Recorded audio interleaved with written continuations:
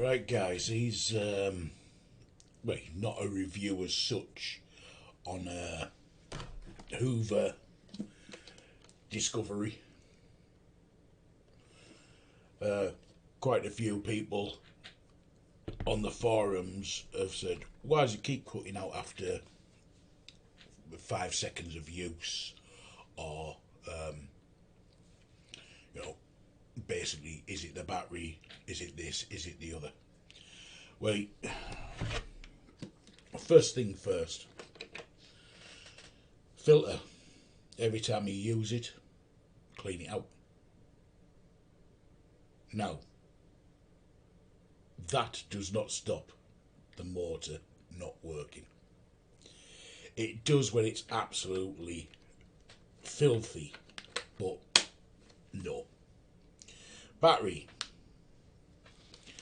As with all batteries, little battery catch. Flick it over, take the battery out. Now, these last. They don't go wrong. Not unless you've had about 20,000 hours out of it. So, if anybody says, oh, it's your battery, you've only had it 3 months, it isn't. Right, we'll get on to what it is now. Right, you can grab the base and you can twist it and remove it. Now, that removes that from the base. Now, if we have a look at the bottom of this, I don't know whether you can see, on there, this turns. Now, you've got a lock and unlock feature on it. Now, if you turn it anti-clockwise, it tightens up. So basically it's a left-handed thread. Now you take this off. That's the cover. Now you see this little pin. Pull that out. That there is the motor. And also the pin. Now we're concentrating on this part.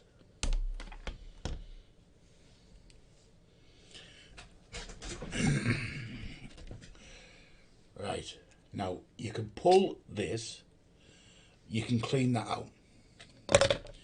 Now this is the bit we're after. This is the bit that stops it working, believe it or not. In the top of here, you've got a bearing. That bearing should turn very freely. If it doesn't, grab the top, twist it. Now there's a rubber ring. That just goes back on the top of there. Basic rubber ring comes off, goes on the top of there. Now if you notice inside this, it has got a cloth bearing protector. Now if you've seen the state of that, these do wash, but you can also buy them. But then there's the bearing exposed. Now if this bearing is tight, it's going to put load on your motor and cause it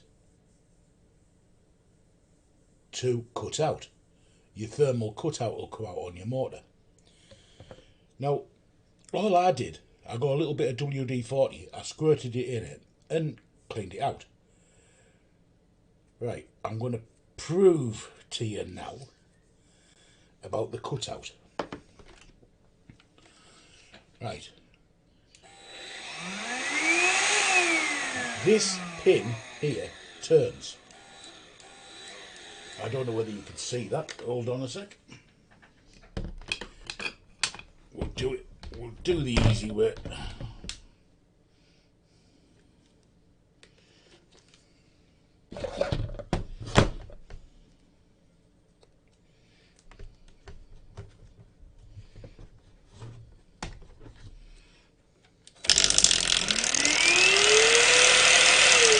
That turns. All that is just a leggy band I put on to show you that turning. Now, if you stop this turning, basically what the bearing's doing, It'll run for so long and then it'll stop. If you hold that to stop it from turning, it'll run for so long. Then your thermal overload will come in and cut the motor out. Now, if this is left free to spin,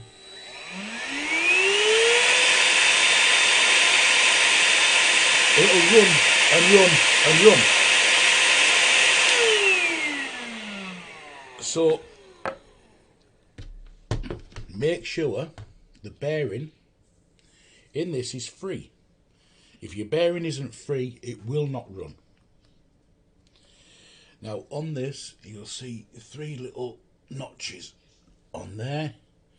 You'll see 3 little notches. I don't know whether you can actually on that. When you put it back together, line the notches up,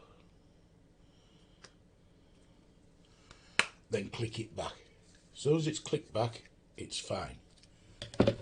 Then assembling, you've got 3 notches again on the base of that. You've got 3 notches in there. Line that up.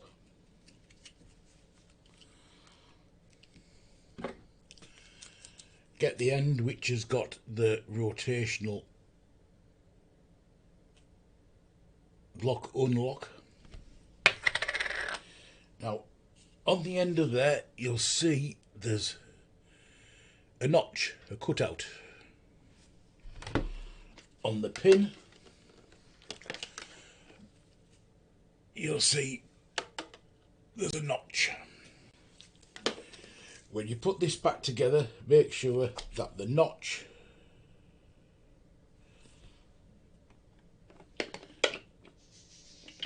is lined up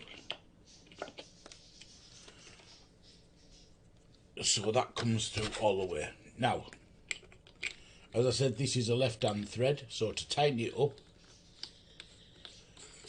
turn it until that spins freely.